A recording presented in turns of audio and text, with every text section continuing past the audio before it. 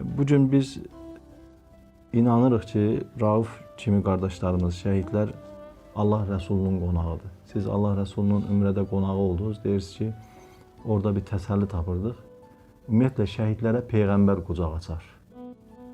Əgər Peyğəmbər qucaq açarsa, Peyğəmbər orada, onun, o mübarəkin qucağı o qədər genişdir ki, milyonlarla, milyardlarla şəhid olsa da, ümməti olsa da, hər şey ora sığar.